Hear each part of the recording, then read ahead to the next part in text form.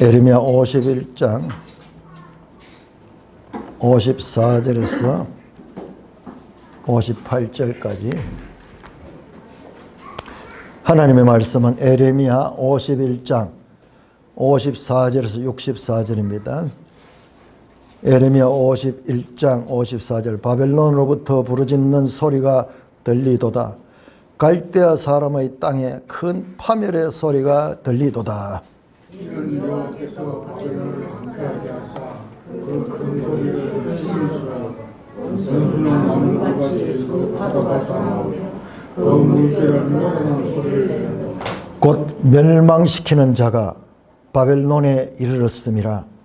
그 용사들이 사로잡히고 그들의 활이 꺾이도다. 여호와는 보복의 하나님이시니 반드시 보응하시리로다.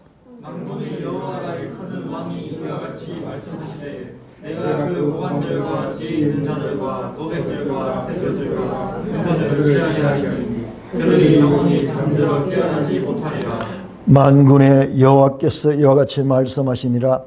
바벨론의 성벽은 회파되겠고 그 높은 문들은 불에 탈 것이며 백성들의 수고는 헛될 것이요 같이 민족들의 수고는 북탈 것인지 그들이 쇠잔하리라.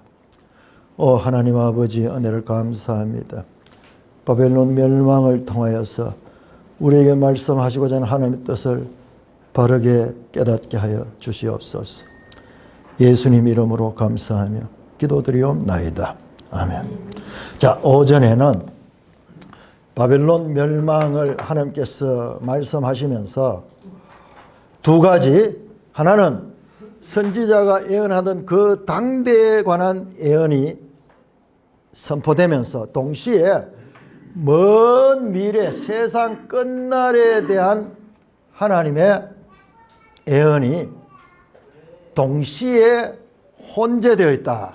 그래서 우리가 이 예언을 읽으면서 그 당시에 성취된 것도 있고 성취되지 않은 것도 있는데 먼저 성취되지 않았던 것들, 바벨론 성이 무너진다거나 그리고 이스라엘 백성들이 빨리 도망하라 하는 이런 이야기들은 반복돼서 나오지만 실제적으로 BC 539년 바벨론 멸망 때 성은 무너지지 않았고 평안한 가운데 고레스가 그 성을 점령했습니다. 뿐만 아니라 이스라엘 백성들도 거기서 급히 도망하지 않았고 고레스가 그들에게 돌아갈 수 있는 모든 여건을 마련해 주어서 돌아갔습니다.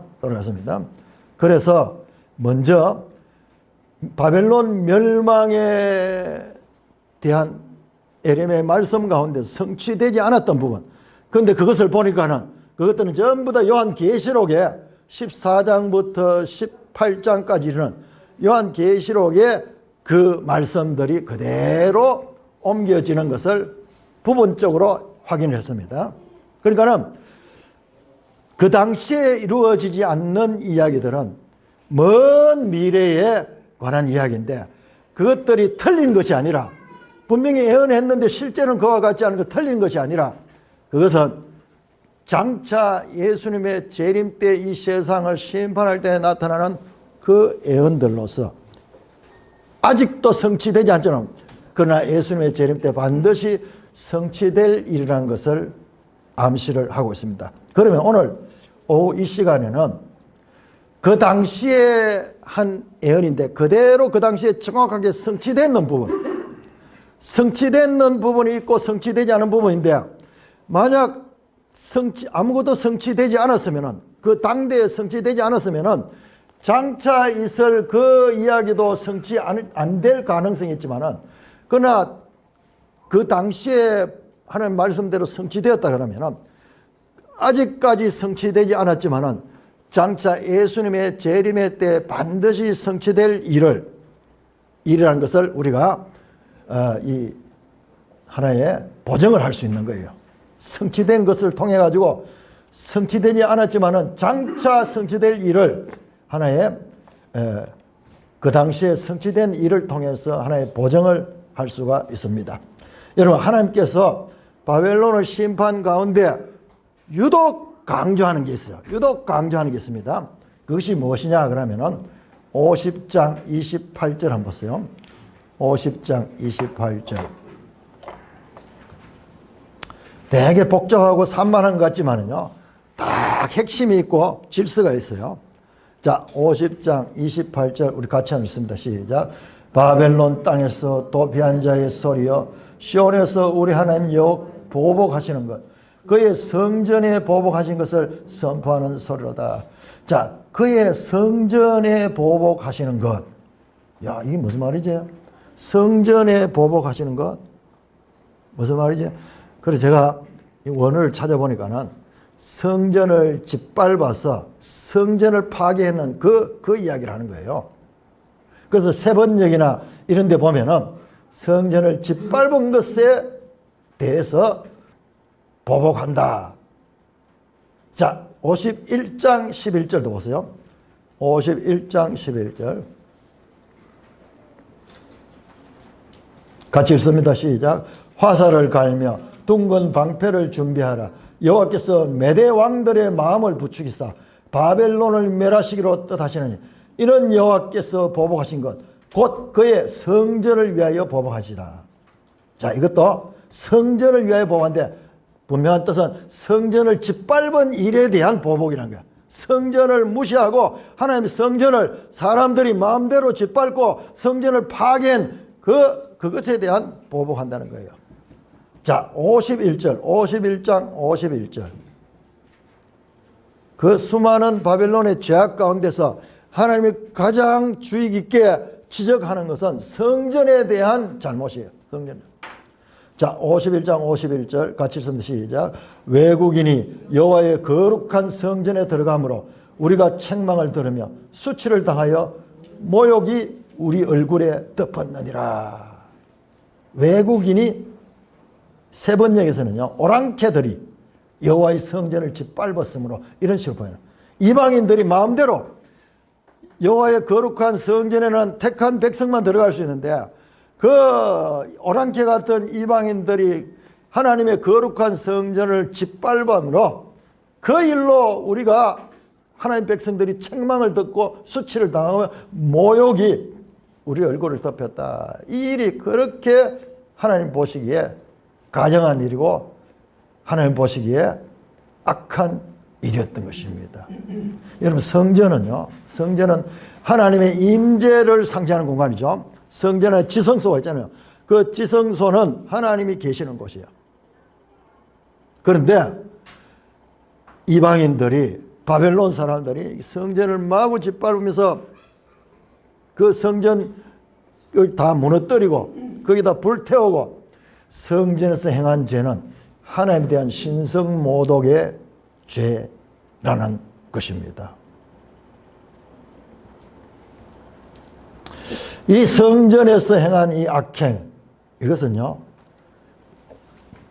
하나님의 자리에다가 사람들이 그 자기가 서가지고 그 하나님을 짓밟는 그와 같은 상징적인 사건입니다.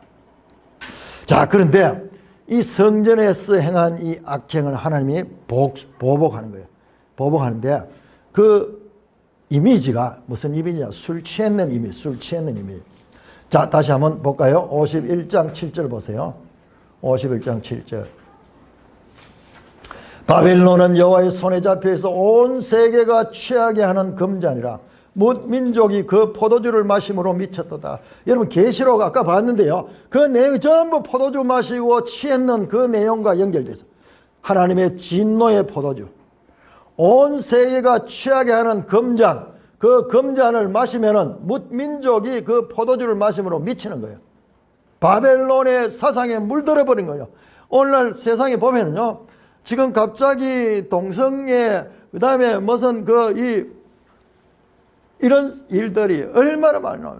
동성애가 갑자기 창궐하면서 막 이걸 법적으로 그렇게 하고, 심지어는 남녀 성에 대한 것도 정상적이 아니라 미친 사람들이, 성이 종류가 뭐 몇 개가 있고, 자기가 남자라도 여자가 될 수 있으면 또 여자가 될 수 있고, 여자가 남자가 될 수 있고, 이런 거는요, 하나님의 신성을, 하나님의 창조 질서를 어지럽히는데, 이것이 법제화되고 이번에 봤죠? 파리 올림픽 하는데 그런 사람들이 전면에 나서가지고 온 세계를 향하여 하나님을 조롱하잖아요. 최후의 심판을 하는 마지막 최후의 만찬을 하는 그 레오나르도 다빈치의 그림을 거기에다 이 동성애자들 그리고 이와 같은 성전환자들 이런 사람들이 거기 전면으로 와가지고요. 하나님을 모독하는 일을 지금 뜻이 하고 있잖아요. 그게 뭐냐? 미친 거예요. 미친 거예요. 정상적인 상황이 아니고 바로 그 포도주를 마심으로 미쳐버린 거예요. 그것이 정상인 듯이 그 프랑스라는 선진국이라는 나라가 온 세계를 향하여 자신들의 치부를 그대로 드러내는 거예요. 여러분 그런 영향력이 올림픽 같은 영향력이 급격하게 온 세계에 다 퍼지는 거예요.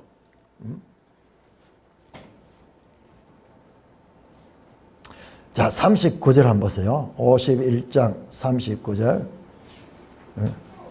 38절 39절 38절 39절 예레미야 51장 38절 39절 그들이 다 젊은 사자같이 소리지며 새끼 사자같이 어르렁거리며 그들이 누군가? 바벨론이에요. 바벨론은 사자 또는 금 우상의 다니엘서 보면 금속으로는 금에 해당되고 짐승으로는 사자예요. 사자 같고 독수리 날개에 있다. 그들이 사자같이 소리지며 새끼 사자가 어르렁거리며 뭐랍니까? 39절 보세요. 열정이 일어날 때에 그들이 짐승들처럼 힘을 과시하면서 막 이렇게 어르렁거릴 때 열정이 일어날 때에 그들 마음속에요. 강한 감동이 일어나는 거예요. 그러니까 그때 뭐 하느냐? 내가 연회를 베풀고 그들이 취하여 기뻐하다가 영원히 잠들어 깨지 못하게 하라. 큰 잔치를 베풀고 연회를 베풀고 그 연회장에서 술에 취해가지고 자기들이 기뻐하면서 마음대로 하다가 영원히 그 잠에서 깨어나지 못하도록 심판하겠다는 여호와의 말씀입니다. 여러분 똑같은 말씀이 오늘 읽었던 57절에 나옵니다. 51장 57절 보세요. 51장 57절 만군의 여호와라 일컫는 왕이 이와 같이 말씀이되 내가 그 고관들과 지혜 있는 자들과 도백들과 태수들과 용사들을 취하게 하리니 그들이 영원히 잠들어 깨어나지 못하리라. 39절에 나왔던 내용과 똑같아요. 내가 연회를 베풀고 그들이 취하여 기뻐하다 영원히 잠들어 깨어나지 못하게 하리라. 자, 57절에는요 구체적으로 그 고관들은 누구냐? 오늘날 치면 우리를 치면 장관들, 지혜 있는 자들, 점쟁이들, 그 다음에 도백들은 도지사, 태수들은 그 도의 시장들, 그러니까 지도자들, 그 나라의 지도자들이 함께 모여가지고 큰 잔치를 베풀고 거기에서 취해가지고 그들이 영원히 잠들어 깨어나지 못하리라. 자, 여기까지 이야기하면은 여러분들 가운데 한 사람 정도는 야, 이게 성경에 어디에 나오는 어떤 장면을 가리킨다 하는 그런 생각 드는 사람 없어요? 누가 한번 이야기해 보세요. 성경에서 이 장면이 온 이 고관들 나라의 지도자를 전체 다가 잔치 속에서 술을 마시면서 그렇게 연회를 베푸는 그런 장면들 누가 생각나는 거 없어요? 예? 그렇습니다. 이 술 취하는 이 이미지는 그냥 나온 것이 아니고 다니엘 5장의 내용을 가리키고 있습니다. 자, 다니엘 5장 찾아보세요. 다니엘 5장. 자, 여러분 보세요. 바벨론 멸망에 대한 에레미야의 예언은 언제 했느냐? 언제 했냐? 이것은요, 한 BC 586년 이 무렵. 이때는 뭐냐? 예루살렘 멸망이거든요. 예루살렘이 멸망할 때, 그러니까 이 연도를 속에서 그릴 수 있어야 돼요. 근데 바벨론 멸망은 언제냐? 그럼 바벨론 멸망은 BC 539년이에요. 539년. 539년. 그러니까는 에레미야가 지금 이 예언을 말씀하잖아요. 그런데 에레미야가 예언할 때는 이 일이 일어나지 않았어요. 그런데 다니엘 5장은 바로 이 일어나는 BC 539년 그때의 기록이에요. 그때의 기록. 자, 다시 보세요. 자, 에레미야가 예언한 것은 이와 같은 BC 586년이고 지금 다니엘 5장에 이 술 마시는 왕과 그 만조 백관이 모여서 술을 마시는 내용은 BC 539년에 일어난 사건입니다. 그러니까는 에레미야는 최소한 한 50년 후의 이야기를 그림 그리듯이 이야기를 했는데 이 예언이 그대로 이루어진 게 다니엘 5장입니다. 5장. 자, 다니엘 5장 펴보세요. 1절 벨사살 왕이 그의 귀족 1000명을 위하여 큰 잔치를 베풀고 그 1000명 앞에서 술을 마시니라. 여러분, 귀족 1000명이면은 어떻게 했어요? 그 나라를 대표하는 각 도지사, 시장, 그 다음에 고관들 다 모여가지고 큰 잔치를 베풀었어. 누가? 벨사살 왕이. 그런데 오늘 우리 에레미야서를 보면은 여호와께서 했다고. 여호와께서 큰 연회를 베푼다 그래서.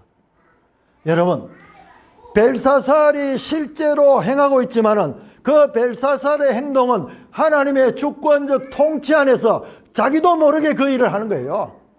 자기는 사자처럼 자기를 드러내고 자기의 이 욕망을 과시하고 자기의 힘을 과시하기 위해서 하는 거지만은 여러분 자세히 보시면 여호와께서 그들의 마음을 부추겨서 그렇게 하는 거예요. 1000명 앞에서 술을 마시는데 2절에 벨사살이 술을 마시다가 이제 기분이 많이 업그레이드 됐어. 그래서 그 1000명들 앞에서 여러분 1000명이 한 곳에 모이려고 해봐서 얼마나 큰 그 연회장이겠어요. 거기에서 갑자기 무슨 짓을 하냐? 그의 부친 느부갓네살이 예루살렘 성전에서 탈취해온 금, 그릇을 가져오란다. 여기 거의 부친이지만요, 원어로 보면은 그냥 부친이 아니고 조상, 부친과 조상이 같은 말로 표현되어 있어요. 그래서 그 할아버지, 실제적으로는 그 할아버지 느부갓네살이 예루살렘 성전에서 탈취해온 금, 그릇을 가져오라.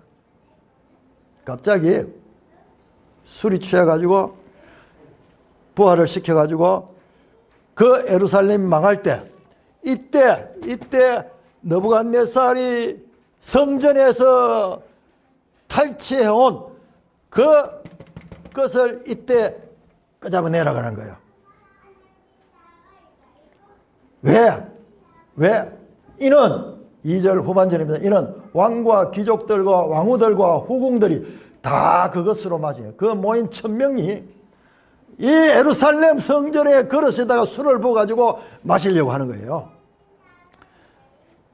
3절입니다. 이에 예루살렘 하나님의 전 성소 중에서 탈취해온 금그릇을 가져오며 왕이 그 귀족들과 왕후들과 후궁들과 그것으로 마시더라. 왕이 그 금그릇에다가 술을 부어가지고 그야말로 금잔으로 술을 마시는 거야. 금잔으로 술을 마셔. 갑자기 이 바벨론의 벨사살 왕이 거짓을 하는 거예요. 그런데 그 금을 마시고 뿐만 아니라 거기 보면요, 4절 5절 이때 보면은 술이 권하에 친하니까 그 다음에 우상들을 숭배하고 찬양하는 거야. 금이나 은이나 나무나 철로 만드는 그런 우상들을 찬양하면서 자, 하나님의 그릇을 가지고 술을 부어 마시고 기분이 취해가지고 우상을 찬송하는 장면이 나오는 것입니다. 그러니까는요, 갑자기 그 벽에서 사람의 손 같은 게 나와가지고 글을 쓰는 거예요. 글을 쓰는 거예요. 근데 읽어도 무슨 뜻인지 알 수 없는 글을 쓰는 거예요. 그런데 그 장면을 보고 왕이 사색이 돼가지고 갑자기 새파랗게 질리면서 드드드 떨면서 두려움에 사로잡히는 거예요. 그러니까는 그 소식을 듣고 그 왕비가 나와가지고, 근데 그 왕비는 부인이 아니고 그 할머니 그 할머니가 나와가지고 그 이야기를 듣고, 이 젊은 아들 왕은 모르거든요. 언제 바로 그 느부갓네살 때 이 시대에 그 할아버지가 꿈을 꾸고 이렇게 했을 적에 그 꿈을 해석해 준 예루살렘에서 데려온 청년이 있는데, 그 청년이 다니엘이잖아요. 다니엘서의 그 내용. 그 다니엘을 불러가지고 이것이 무슨 뜻인지 그가 바르게 가르쳐 줄 수 있다 그러면 다니엘을 소환합니다. 그리고 다니엘이 와서, 다니엘이 옵니다. 자, 5장 22절에서 28절까지 교독하겠습니다. 여러분, 다니엘이 와서 그 왕 앞에 와서 그 이 사람들, 귀족들이 쫙 모인 이 술이 갑자기 막 술이 다 깨버리고 사람들이 막 큰 충격을 받고 있는 그 장면에서 다니엘이 와서 하는 이야기입니다. 22절 교독하겠습니다. 22절. 벨사살을 이어 왕은 그의 아들이 되어서 이것을 다 알고도 아직도 마음을 낮추지 아니하고,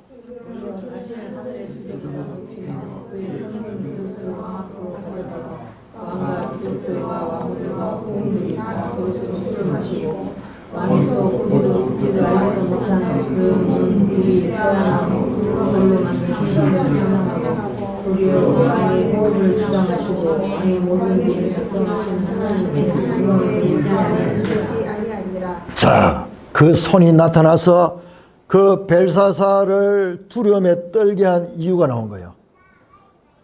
사실상 그 앞에 보면요, 21절에 보면 느부갓네살 대왕 때도 그와 같은 일이 있었거든요. 그래서 하나님이 나타나셔서 느부갓네살을 완전 짐승같이 만들어 7년 동안 느부갓네살이 짐승같이, 그래 덜짐승같이 정신 이상자가 되어 있다가 나중에 나음을 받았어요. 그 이야기를 하면서 그 조상들이 했던 일보다 더한 일을 당신이 하고 있다고, 이러므로 그의 앞에서 이 손가락이 나와서 이 글을 기록하였나이다.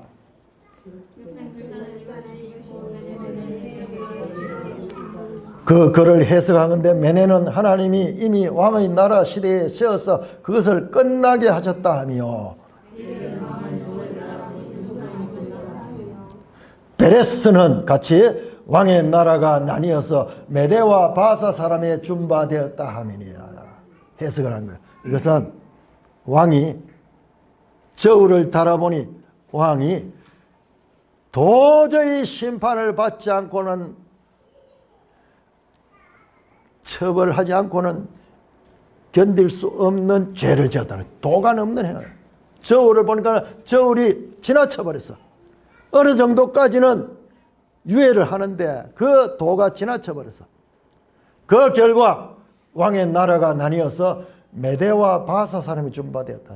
우리 에레미야서는요, 메대만 나오는데 이 다니엘 예언에는요, 메대와 바사 두 개 나와요. 제가 지난주에도 말씀드렸죠. 메대는 이미 바사의 지배를 당하고 있었거든요. 메대가 공격하지만 실제는 메대 바사가 같이 공격하는 것 같다고 이야기했죠. 그런데 여기에는 정확하게 바로 메대 바사가 공격했답니다. 30절입니다. 그날 밤에 갈대왕 벨사살이 죽임을 당했고 메대 사람 다리오가 나라를 얻었다. 그때 다리오는 60이었다. 5장 30절입니다. 그 밤에 갑자기 벨사살 왕이 죽음을 당했다. 왜 죽었는지 설명이 없어요. 그날 밤에 죽었다 그래요. 그날 밤에. 메대 사람 다리오가 나라를 얻었는데, 다리오. 근데 갑자기 메대 사람이 이 바벨론을 정복했다고 그래요. 이게 도대체 무슨 이야기인가? 이게 이렇게 짤막하게 그 큰 잔치를 벌이고 술판을 벌이면서 예루살렘 성전에 그 잔을 가지고 술을 마시며 신성 모독케 하던 그들이 하나님의 심판을 받았는데 그날 밤에 그 벨사살이 죽었다 그래요. 자, 여러분 영상을 한번 볼까요? 여러분 이걸요, 지금 이거는 무슨 내용이냐 그러면은 이 헤로도토스라는 이분은 기원전 400년대 사람이에요. 자, 이 사건은 기원전 500년대에 일어난 사건이에요. 400년대 그리스의 학자인데 처음으로 역사를 깊이 연구해서 역사의 아버지라고 하는 헤로도토스라는 그 사람이 바벨론을 방문했던 그 기록이 이 책에 다 들어있어요. 바벨론뿐만 아니라 페르시아도 다니고 그 당시에 이 세계를 다니면서 했던 기록들이 남아있고 오늘 오전에 봤던 그 영상의 배경에도 이 이름이 나왔어요. 헤로도토스가 그리스 사람이에요. 그런데 자기 시대보다 한 100년 전의 사건을 이제 이 소문을 듣고 나름대로 역사가로서 그런 자료들을 모아가 이렇게 기록하고 있어요. 보면 어떻게 성경에 안 나오지만 어떤 일이 있었는가. 자, 바벨론이 어떻게 망했는가를 가리키는 말인데 여기서부터 해서 그는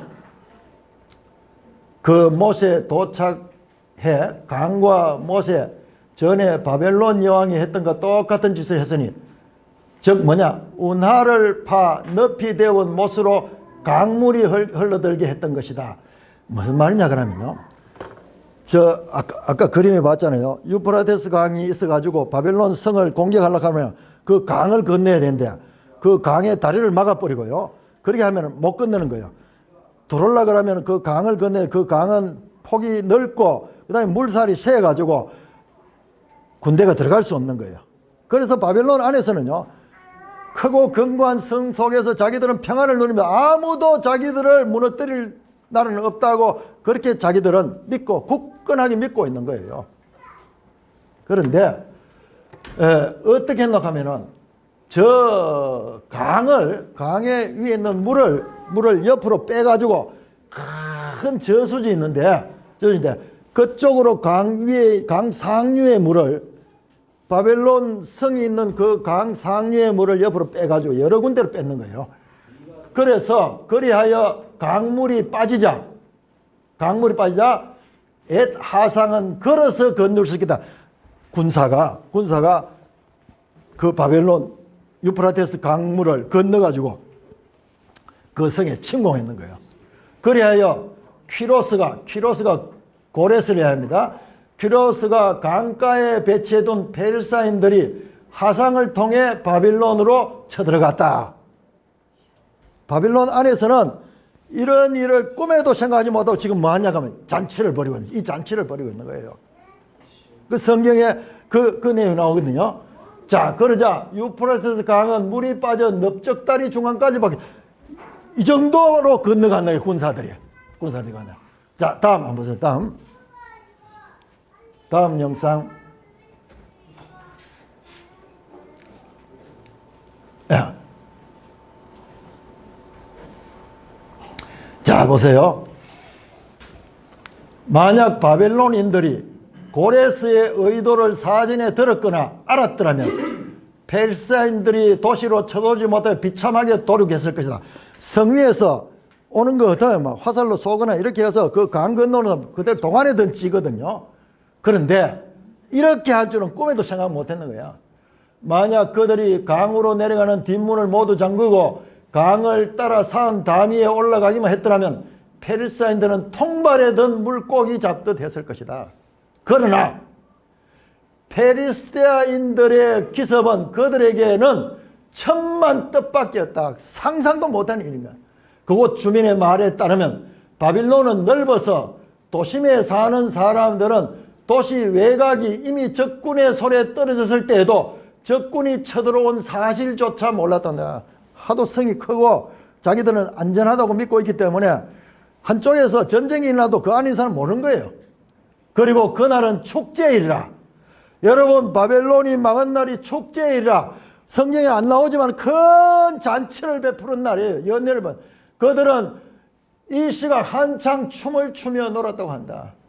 진상을 자세히 알 때까지. 그리하여 바벨론은 이때 처음으로 함락됐다. 여러분, 성경에는 안 나오지만요.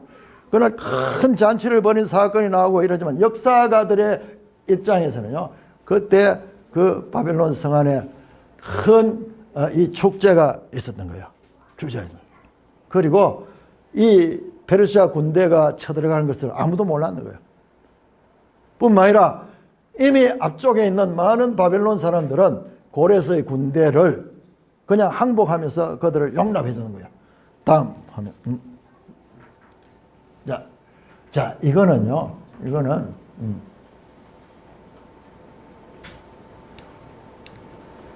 자, 이거는 딴 책입니다. 자, 이거는 요세푸스는 이 헤로도토스보다는 좀 더 후에는 유대 역사가가 바벨론 멸망하는 날에 대한 기록을 남긴 겁니다.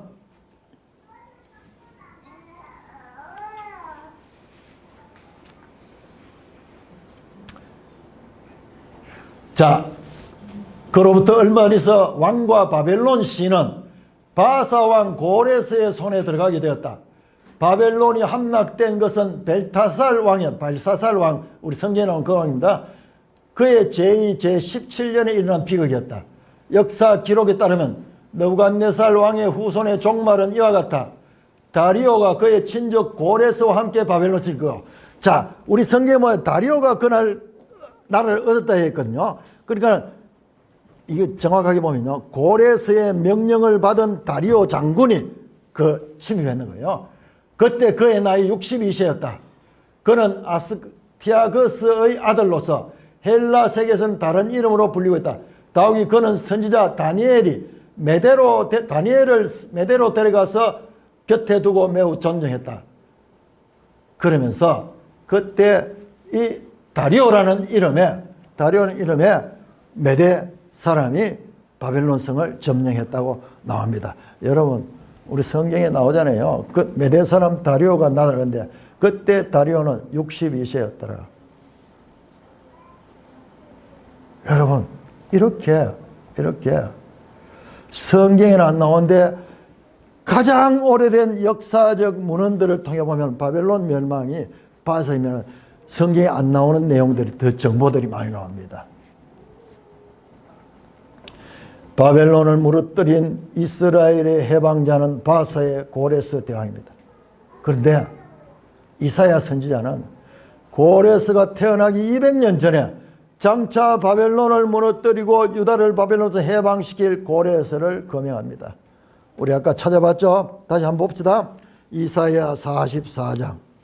이사야 44장입니다.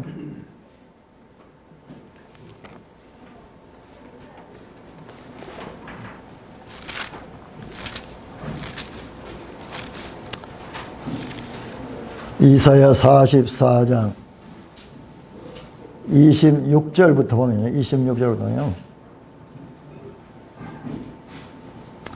그의 종의 말을 세워주며 그의 사자들의 계획을 성취하게 하며 첫째 예루살렘에 대하여, 둘째 유다 성읍들에 대하여, 6개의 무엇에 대하여가 나옵니다. 세 번째 기품에 대하여, 네 번째 고레스에 대하여, 다섯 번째 예루살렘에 대하여, 여섯 번째 성전에 대하여. 여러분, 그냥 우리 성경에 띄어쓰기도 별로 안 돼 있고 이런 거 잘 모르는데 딱 해보면 6가지 무엇에 대하여 나오는데, 첫 번째로 예루살렘에 대하여 이르. 예루살렘에 사람이 살리라. 여러분, 앞에서 많이 나왔죠?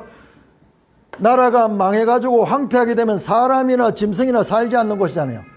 예루살렘이 황폐해서 그렇게 됐는데 다시 예루살렘에 사람이 살게 되는 회복이 있다는 예언입니다. 두 번째, 유다 성읍에 대하여는 죽은 건데 유다의 성들은 다 무너졌는데 그 건물이 다시 세워질 것이고, 황폐한 곳을 복구시키며, 자, 예루살렘이 회복될 것에 대한 약속입니다. 세 번째, 기품에 대하여 이르기를 내가 강물을 마르게 하려다 하여. 이게 뭐냐? 이게 무슨 뜻이냐? 그럼 세 번역을 제가 드릴게요. 세 번역에는 하나님께서 깊은 물을 보시고는 말리라. 내가 너희 강물들을 모두 마르게 하였다. 강물을 뺀다는, 강물을 마르게 한다는 거예요. 그래서 그 강물로 들어간다는 거예요. 고레스에 대하여 이르기는 내 목자라. 그가 나의 모든 기쁨을 성취하라. 이게 뭐냐? 나의 기쁨이 뭐냐? 이게 이 하나님의 뜻을 성취하라. 하나님의 뜻. 기쁨이라는 뜻도 있고 거기에 purpose, 목적이라는 뜻. 하나님의 뜻을 성취한다. 고레스가 하나님의 목자가 되어서 하나님이 하고자 하는 일들을 성취한다고 말합니다. 다섯 번째, 예루살렘에 대하여는 예루살렘의 중건되는, 예루살렘이 다시 건축되는 이야기. 여섯 번째, 성전에 대하여는 내 기초가, 성전이 다시 이제 기초를 놓고 세워지는 이야기. 여러분, 이 이야기가 뭐예요? 이게 바로 고레스가 유다인들을 본국에 돌려보내는 이야기고, 성전을 재건하는 이야기, 예루살렘 파괴된 성을 재건하는 이야기가 바로 느헤미야 에스라잖아요. 느헤미야 에스라.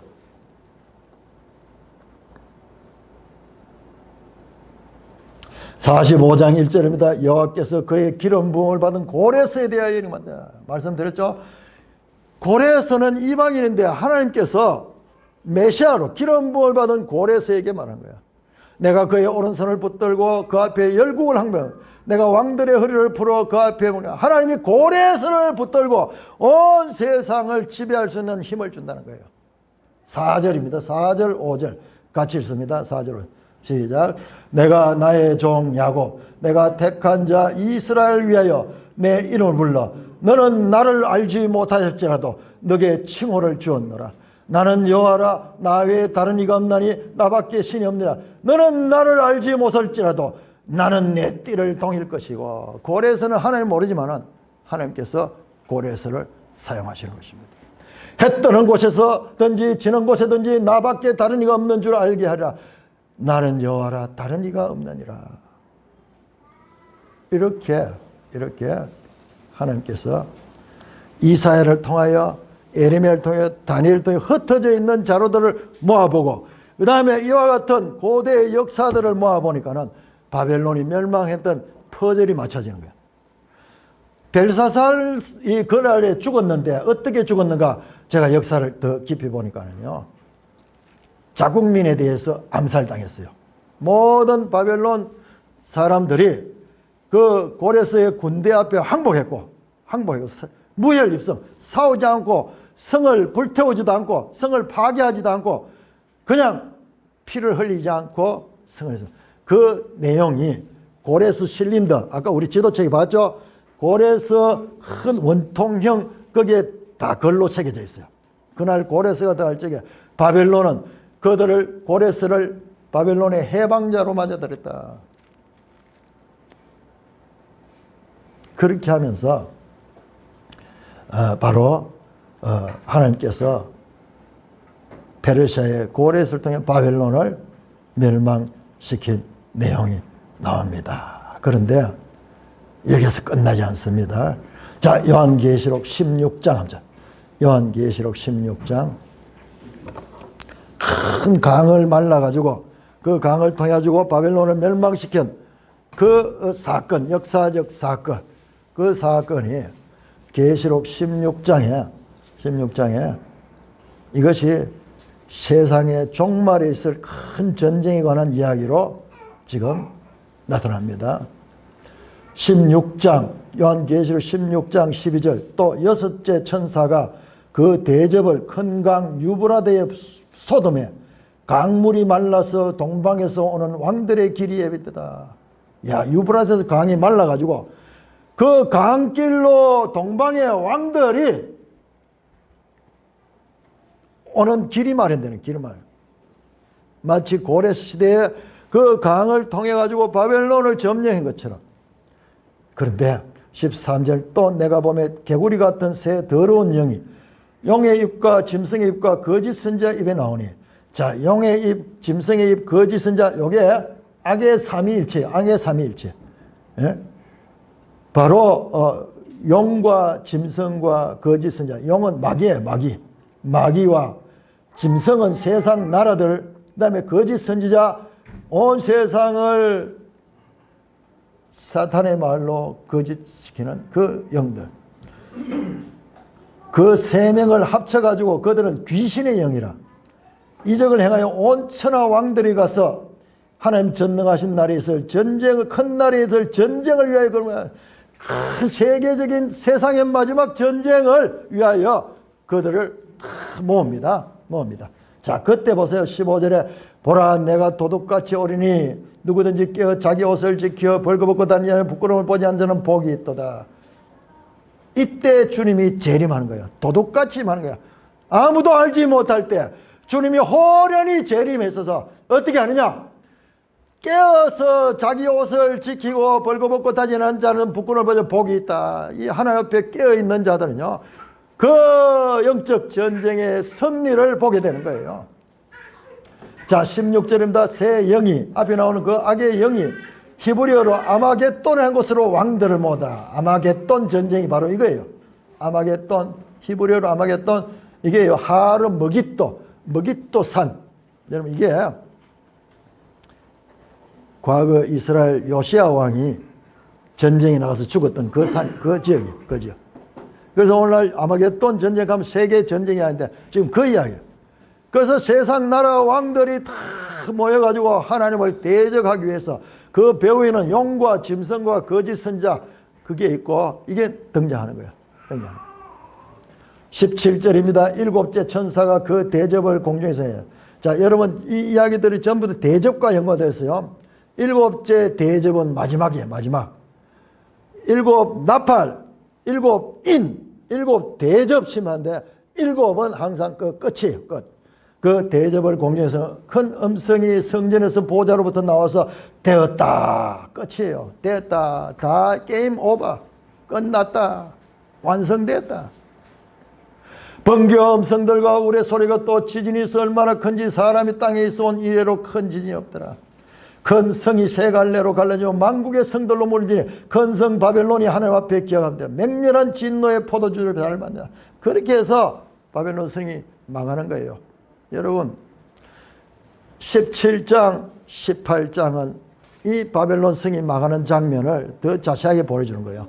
자, 그런데 예수님의 재림은 어디에 나오냐? 19장 여러분 19장 계시록 19장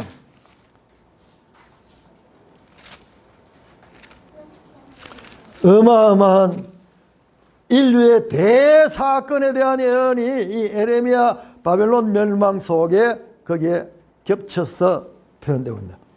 19장 보세요. 18장이 바벨론의 심판이고 19장 1절을 보시면 내가 이 일 후에 내가 들으니 하늘에 허다한 무리에 큰 음성이 있어 할렐루야 구원과 영광과 능력이 우리 하나님께 있도다 그러면서 그의 심판은 참되고 의로운지라 음행으로 땅을 더럽게 한 큰 음녀 바벨론을 심판해서 자기 종들의 피를 음녀의 손에서 갚으다. 하나님이 이 모든 악행들의 복수를 하시고 그 원수를 갚는 거예요.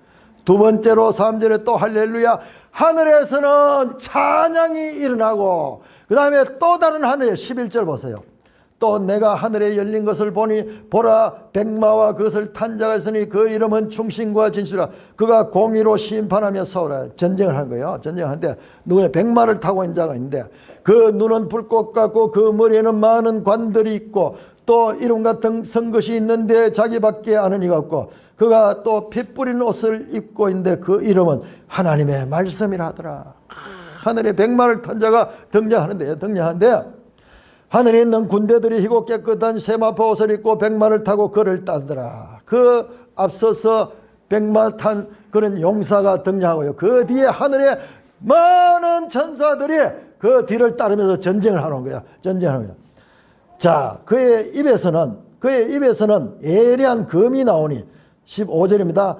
예리한 금, 좌우에 날선 예리한 그 금이 그 입에는 말씀의 금이 나오니 그것으로 만국을 취했고 친히 그것을 철장으로 다스리며 또 친히 하나님 곧 전능하시는 맹렬한 진노의 포도주 틀을 밟겠고 그 옷과 다리에 이름 쓴 것이는 만왕의 왕이요 만주의 주라 했다. 바로 이분이 재림하시는 예수 그리스도. 거룩한 용사로 오셔서 마지막 악의 세력들을 전멸시키시는 그와 같은 백마 탄 용사로 오십니다. 그 결과 어떻게 되면 17절 또 내가 보니 한 천사가 태양 안에 서서 공중에 나는 모든 새를 향하여 큰 음성으로 외쳐이르되 와서 하나님의 큰 잔치를 보며 왕들의 살과 장군들의 살과 장사들의 살과 말들과 그것을 탄 자들의 살과 자유인들의 종들의 살 앞에 나왔던 16장에 나왔던 그 사옥 위에서 동방에서 오는 모든 무리들 그 무리들을 죽음에서 새들이 와서 그 시신을 뜯어먹는 장면 때문에 19절입니다. 또 내가 보며 그 짐승과 땅의 임금들과 그들의 군대들이 모여 그 말탄 자와 그의 군대와 더불어 전쟁을 일으키다 짐승이 잡히고 그 앞에서 표적을 행하던 거짓 선지자 잡혀 악의 실체 가운데 두 마리 악의 삼위일체 용, 그 다음에 짐승, 거짓 선지자. 여기에서 짐승과 거짓 선지자 두 마리가 잡힙니다. 잡혀서 어디로 갑니까? 불 붙는 산채로 유황불 붙는 못에 던져졌다.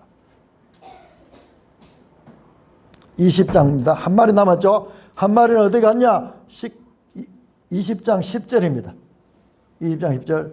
또 그들을 미혹하던 마귀가, 아까는 용으로 나왔죠. 이게는 마귀가 불과 유황못에 던지시니 거기는 짐승과 거짓 선지자 세세토록 밤낮기나 이 세상 모든 악의 원인자인 마귀, 즉 용과 짐승과 거짓 선지자가 이 땅에서 추방되고 불못에 갇히게 되는 장면이에요. 그러니까는 여러분, 이게 주님의 재림 때 올 이 세상이요. 다시는 죄와 사망의 권세자인 마귀가 이 세상에 존재하지 않습니다. 이것이 바로 새 예루살렘, 새 하늘, 새 땅의 삶이에요. 그래서 21장에는 새 하늘, 새 땅이 나오는 거예요. 하나님의 거룩한 복수, 창조 이후로 이 땅에 서서 사람을 미혹하며 속이고 거짓으로 죄를 짓게 만들고 이 세상의 공중권세를 잡아서 이 세상을 지배하던 이 세상의 영, 사탄의 세력, 사탄의 악의 삼위일체가 다 불못에 갇히게 되고 비로소 진정한 평화의 시대, 진정한 하나님의 나라가 이 땅에 완성되는 거야. 완전히. 그래서 21절에 보면 다시는 없고, 다시는 사망이 없고, 다시는 저주가 없고, 다시는 애통하는 것이나 아픈 것이 없고, 이 모든 원인이 바로 마귀로부터 나온 거야. 마귀로부터 나온 거야. 그래서 새하늘, 새 땅, 영원한 생명의 나라가 도래하는 것입니다. 그러므로 바로 이 바벨론 멸망에 관한 예레미야의 예언 속에는 이와 같은 예수님의 재림 때 있을 이 세상의 모든 악의 세력들을 청산하고 새하늘 새 땅을 도래케 하는 그와 같은 구원의 메시지도 이 속에 암시되어 있는 것입니다. BC 539년 바벨론이 멸망한 것이 문자적, 역사적 사실이었듯이 이와 같이 주님의 재림으로 인해서 이 세상의 모든 악의 원인자인 마귀와 짐승과 거짓 선지자도 이와 같이 완전히 사라지게 되는 그때가 진정한 새하늘 새 땅, 진정한 하나님 나라가 이 땅에 완성되는 것입니다. 예레미야서는 우리에게 거기에까지도 우리의 시선을 열어주는 장차 올 구원에 대한 그와 같은 메시지를 암시 그 속에 담고 있는 예언이라는 것을 저와 여러분들을 알아야 될 것입니다. 오 하나님 아버지, 은혜를 감사합니다. 이 성경이 어떻게 연결이 되며 또 BC 539년 바벨론의 멸망을 통해서 볼 수 없고 알 수 없는 영적 세계에 하나님의 구원의 완성의 때를 볼 수 있고 알 수 있는 것처럼 우리에게 가르쳐 주시니 감사를 드립니다. 오 하나님 아버지, 이 놀라운 구원의 계시를 베풀어 주신 하나님을 찬송합니다.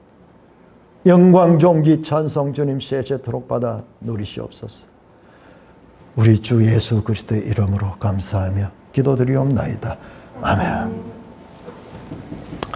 여러분 혹시 질문이나